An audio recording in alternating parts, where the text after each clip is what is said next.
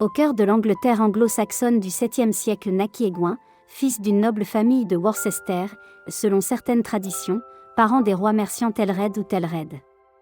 Dès son enfance, il fut confié aux moines bénédictins, qui lui inculquèrent l'amour de l'Évangile et l'esprit de service.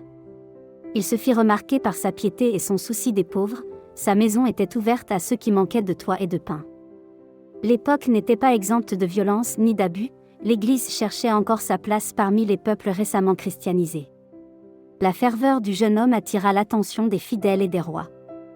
On raconte que les fidèles, le clergé et même le souverain demandèrent qu'il devienne évêque de Worcester. Après mûre réflexion, Aigouin accepta et fut consacré vers 693. En tant qu'évêque, il se montra protecteur des orphelins et des veuves et juge impartial. Tout en s'attachant à la charité, il se fit défenseur de la morale chrétienne, il rappelait aux époux leur fidélité, insistait sur la pureté des mœurs et sur la discipline du clergé. Cette rigueur déplut à certains prêtres et nobles, qui accusèrent Aigouin de sévérité excessive. Plutôt que de se défendre par la force ou d'exercer son pouvoir, il décida de se mettre en retrait et de confier sa cause à Dieu. Avec l'accord du roi Telred, il entreprit un pèlerinage pénitent à Rome pour soumettre son cas au jugement du pape. Avant de partir, il se mit des chaînes aux pieds et jeta la clé dans la rivière Avon, symbolisant sa confiance totale en la justice divine. Ses compagnons furent étonnés de ce geste de pénitence et certains doutèrent de sa sainteté. La route vers Rome fut semée d'épreuves.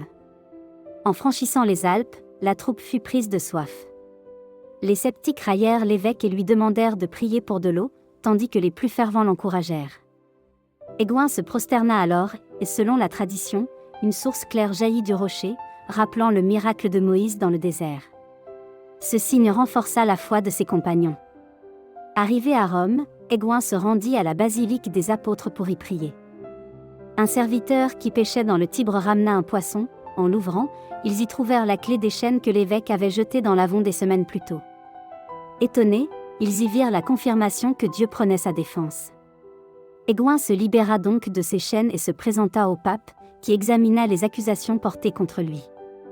À l'issue de l'enquête, il fut lavé de toute faute et encouragé à poursuivre son ministère. De retour en Angleterre, Aigouin ne chercha pas à se venger de ses détracteurs.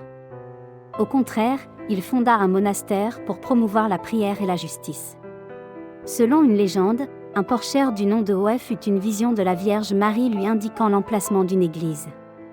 Aigouin se rendit sur ces lieux, au cœur d'un vallon boisé sur les terres royales, et y bâtit l'abbaye d'Evesham dédiée à Notre-Dame.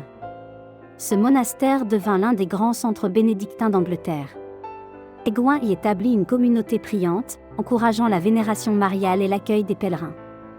Il participa ensuite au concile de Cloveshaw, où il œuvra pour l'unité de l'Église dans les îles. Soucieux d'asseoir l'indépendance de son abbaye, il obtint des chartes et des privilèges des rois Sanred et Offa en faisant un second voyage à Rome. Sa réputation de sainteté croissait, et on raconte que d'autres miracles, guérisons, conversions, accompagnaient son ministère. Aigouin passa les dernières années de sa vie à Evesham. Ses journées alternaient entre la prière, la visite des pauvres, l'administration de son diocèse et la formation des moines. Il demeurait austère avec lui-même, mais plein de douceur envers les pécheurs repentants. Son attachement à la Vierge Marie marqua profondément la spiritualité de son abbaye, il instituait des processions et des chants en son honneur. Le 30 décembre 717, il rendit son âme à Dieu au milieu de sa communauté. Ses moines l'ensevelirent dans l'église abbatiale, et bientôt les fidèles affluèrent, rapportant des guérisons et des grâces obtenues par son intercession. Son symbole devint un poisson portant une clé, rappelant le miracle de Rome. Pendant des siècles, l'abbaye d'Evesham attira des pèlerins jusqu'à sa destruction lors de la dissolution des monastères au XVIe siècle. Aujourd'hui, l'Église commémore Aigouin comme un modèle de justice et de confiance en la Providence. Sa vie nous enseigne que les réformateurs rencontrent souvent l'opposition, mais que la patience et l'humilité finissent par porter du fruit.